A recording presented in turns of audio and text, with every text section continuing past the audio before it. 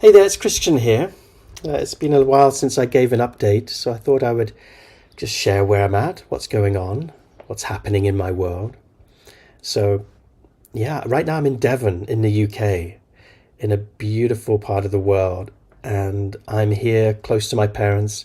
I rented an Airbnb for a few days, and I'm in rest mode. I'm still working, I'm still doing things that I need to do, but the predominant intention right now is just to drop in, take care of myself in preparation for next week's facilitator training. I'm going to be in Glastonbury, supporting Rachel Rickard in her field facilitator training. We're doing module 2, and I'm super excited to continue the journey with the group there. It's a year-long program as we study group dynamics and learn how to attune to and lead and facilitate group field spaces. And right now I'm here, in the UK, in nature, just having the most delightful time. The weather is amazing. This morning, for example, I went for a 3-hour walk along the coastal paths, along the Jurassic coast with epic views. Just stunning connection to the land here. And I walk bare feet or barefoot and just feel the nourishing of the land coming right up through my body. It feels really, really good. Taking long naps, spending time with mum and dad. Very blessed to have a family system that is still very wholesome and welcoming and together. And so it's very, some people, they go home and it's stressful. For me, it's actually a delight. And I'm also recovering from a bit of jet lag. I just came back from the US. I don't do that many US trips each year now, but this one was a lot of fun. I did the somatic shadow and circle work facilitator training, our level 1, or our foundations course there, in Sunrise Ranch in Colorado. So I spent a couple of weeks in the US. We did an amazing experience. Summer and I co-facilitated that as Manny wasn't available, and we just had a really delightful time. There was 25 of us, and it was a beautiful experience. Loved every second of it.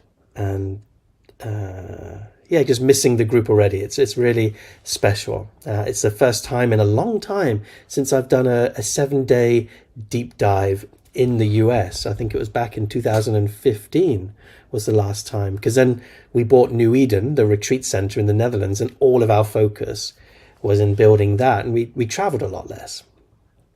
So yeah. But it feels really good. And to do this shadow work and to explore this theme of looking at what doesn't belong, what wasn't allowed, what isn't welcome in us, what we deny, what we exile, what we make wrong, and reintegrating those parts in an embodied somatic way. It's healing, because we teach what we need to learn the most. And it was fascinating in the days leading up to this work. I was confronted by a lot of my own shadows and looking up what's happening in my own world around these parts of me that I've denied, that I've made wrong, that I haven't allowed. And it's so fascinating that as I prepare energetically for an event, often the very things that I'm presenting, teaching, offering kind of come through in a channeled way that I get to taste experientially more of that. I find that always, part of the magic is that I can't be separated from the very thing that I'm bringing. So yeah, I'm feeling very enriched. I'm also just being quite gentle with myself on a personal level.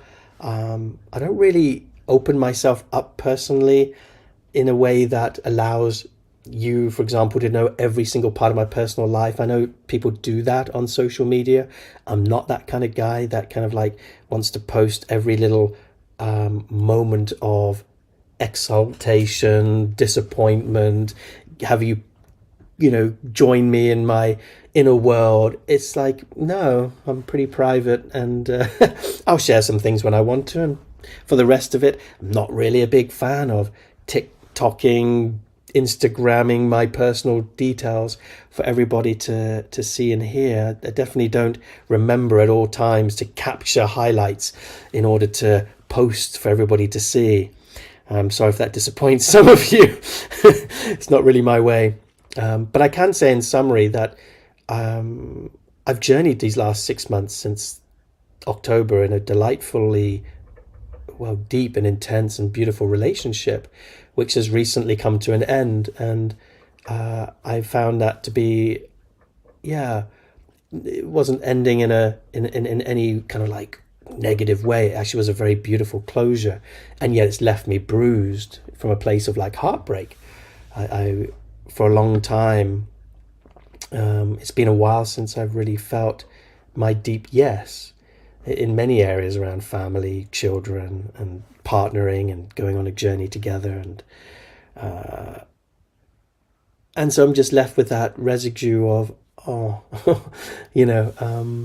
heartbreak, really, that I am just digesting.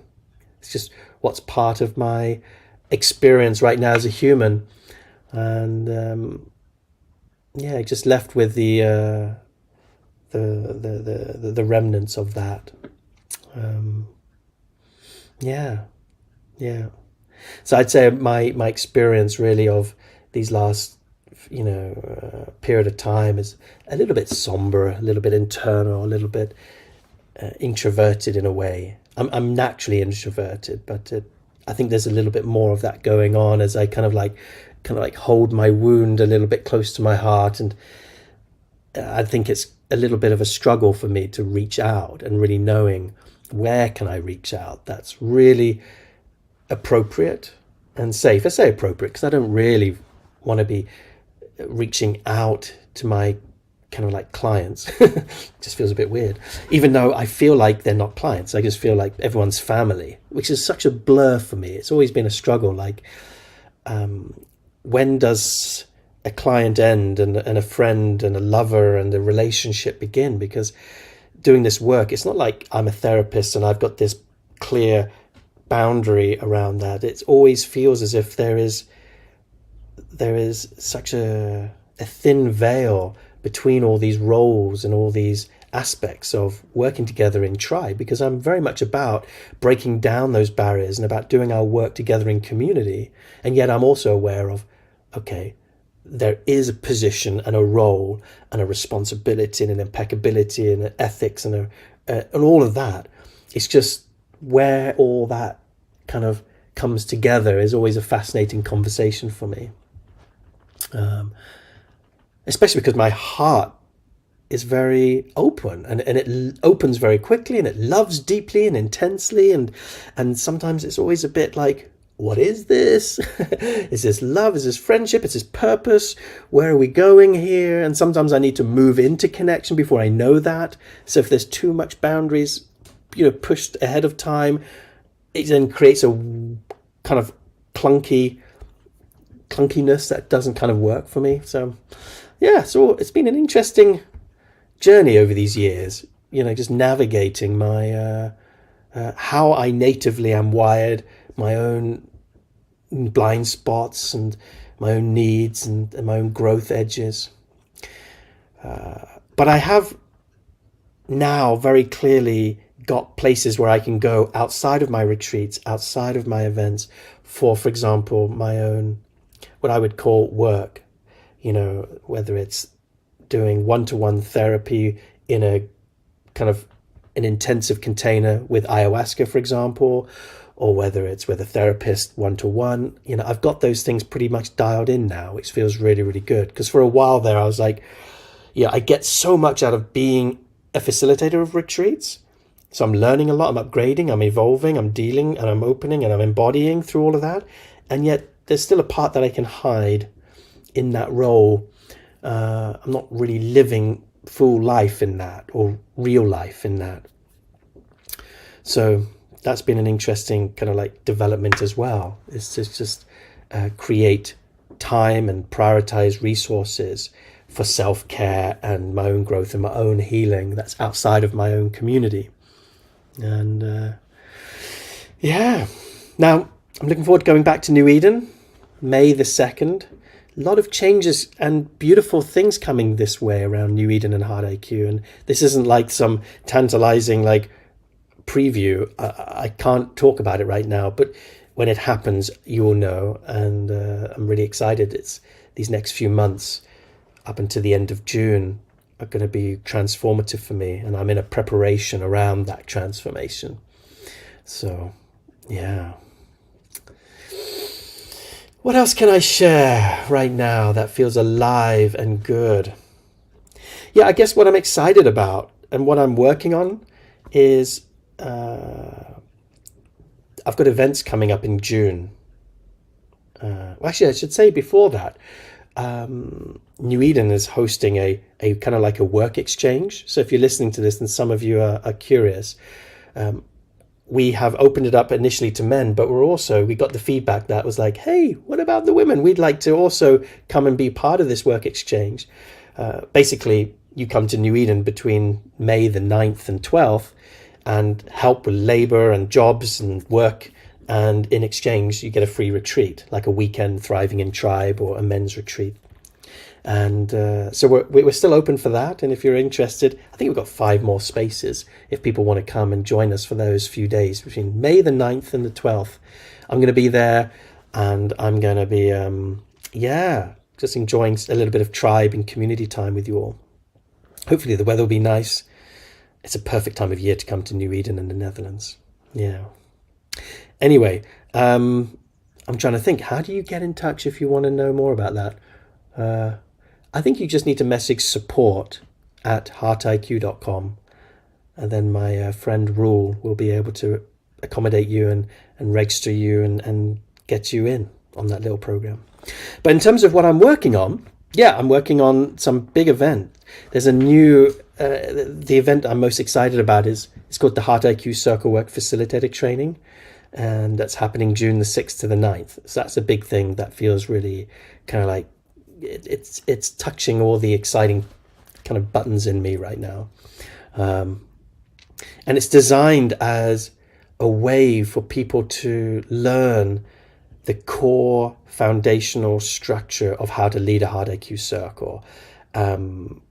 I've spent years teaching Heart IQ circle, but now I've learned the refinement around attunement, and how to set up and create a container, how to read the group field, how to encourage heart-centered shares, bring in heart-centered communication, embodied leadership, so that who we are is more important than the techniques around what we do, and having it be a channel of transmission of love and unity consciousness.